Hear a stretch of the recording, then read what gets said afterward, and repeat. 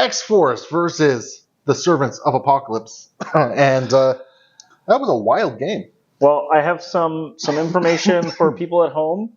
If you want to win games, just take X23. The rest of your team can do nothing if they have to, and she'll just win the game for you. Oh my goodness. So X23, her first turn, she didn't really do much of anything. She walked up, she hid behind a truck, boom, okay. I think she picked up a book. Maybe. There might have been some books involved. I don't know anymore. Yeah. And then what was it? She took out Psylocke, walked over, took out Magic. Then her next turn, she woke up, she took out Magic again, I think? Yeah, took out Magic again. Then walked over and dazed Toad. Yeah, dazed Toad, yes. Then she woke up, then she went again, and she got rid of Toad, and then she dazed Beast. Oh, yes. I think she dazed No, Beast. No, she didn't daze Beast. No, she didn't daze Beast. But then she walked over and she took down Psylocke. Yeah.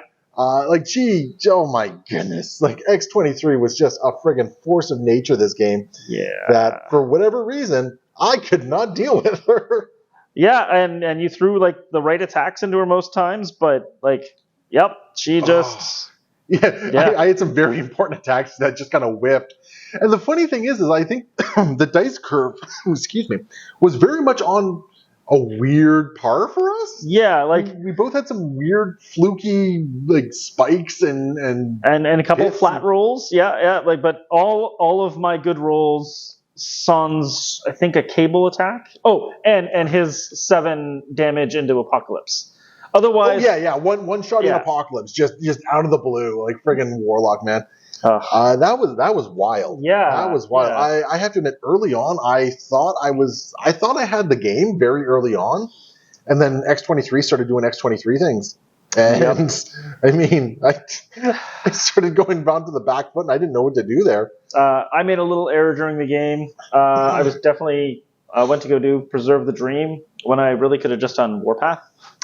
Both work. Yep. Yeah, it wouldn't be the same thing, but it could have worked the way I wanted it to, and I just did not think about that properly. Yeah, no, that's fair. I mean, we make mistakes and all this sort of stuff. I made that very bad early mistake with Magic. Yep. Where I ended within 3 of an on-dazed enemy character, so I did not get the extra evolution token. And in reality, I should have just hit you with my ranged 4 attack. Got 1 power, and then you actually could have been like over here and then pop over to there. Yeah. I could have played that a lot better, set me up a little bit more. I thought I was recovering from it, but I really did not. I would say everyone but Toad on my team had at least 1 really good activation. Yep. Which was awesome. I would say on your team, everyone but Sunspot had a really good activation. Yeah, he definitely threw his 7 dice attack and did nothing with it. And 7 dice plus. You got 5, and then I just happened to roll 2 crits and a blank. Oh, it was my 8 dice UV strike. I never used my Dark Solar Blast. Yeah, but it's you got 5 successes, and I managed to roll 2 crits and a blank, and then into another blank, and then I used a reroll to block all 5 of it. Yeah. But I did not expect Psylocke to go down like a chump to X23. That was wild. Yeah, that's not my usual expectation for her. No.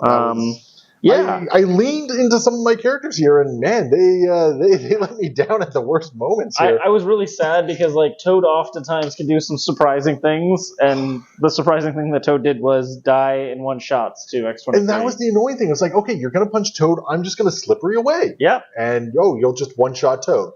Cool. Yeah.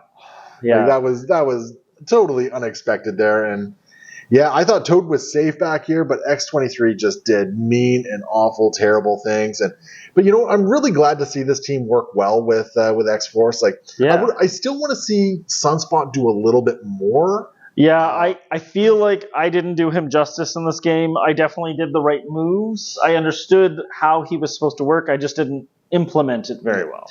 But I got to say, X23 was just a friggin' bomb this game, and I could not deal with her at all. Yeah. And once again, it goes back to the fact that she was rolling amazingly well, but it's not like I didn't have my own really great rolls. Yep. That I got in here. Yep. And man, I thought. I was hoping that Beast would survive that last roll from Cable there. Yeah.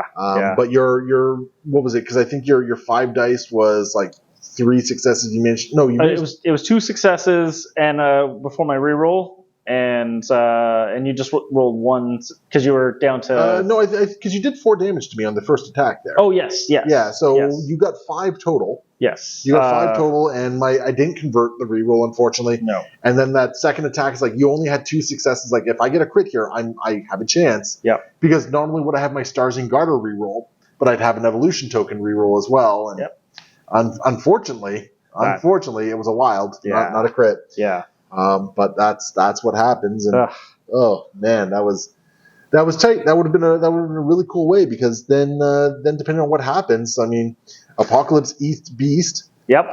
Portals over, punches X23 hard in the face. Yeah. Forces another round, which I think you win on the next round anyway. Sure, but like it makes me feel better. Depending on how hard you hit X23, though, she's not standing anymore, right? She's not standing anymore, but I mean, it also means that, like, you know, you still score at least 1 point with Sunspot, which puts you up to 14. I maybe am scoring 2 points. But he, like in my original plan, he would be over here with this book, right? That's fair. Like maybe you're scoring 2, putting you up to 15. I'm up to 12. But the problem is then next turn, you had Cable and Domino over here, which just they score 1 or 2 points themselves, and you score out the game. Yeah. Because Apocalypse at that point can only ever score 2 points. That's true. And not do anything right. So like it's one of those things where it hit a point, I think round 4, where it's like attrition was kind of my answer. Yeah, and I had a couple key people that didn't just go down right away. And Apocalypse whiffed a couple important attacks there for me, which was unfortunate. But it is what it is, right? So and I still cannot get his throw off. No, his throw is non-existent. His throw is non-existent. I might have been able to use better use of celestial technology early on, but I didn't want to like group my guys up, because I felt like that just benefits you. But maybe I should have, because you know what, I could have saved magic maybe. Yeah. Maybe I should have, like, maybe just abandon this point, regroup over here a little bit with celestial technology, and just like regroup and just focus in on you. Yeah, that might have been the plan. Yep. So I think survival also would have been a good card for me to run in this particular game. Yeah. But we had even back and forth, but you have people like Toad and Magic and Psylocke that really wake up and do some more impressive things. I don't even necessarily know if Psylocke would have been the target for it, but I think like Magic or Toad would have been great targets for survival in this game. True. But it is what it is. And then, man, that was a well-played game, and that was a well-deserved win on your part. Thanks. I got no notes on that one. That was great. It was great to see these models do what they do. Yeah, and it's nice to see New Mutants doing New Mutant-y things in other places. I love Warlock. Yeah. Warlock is a surprise hit for me. I love the fact that he works well with Cable's leadership, and I'm like, oh, that was actually a ton of fun. Yeah, darn. Warlock's pretty cool. Yeah, so there we go. So there we go. X-Force win over the Servants of Apocalypse, and just a great win on that part. We'll see you guys next time. Happy wargaming.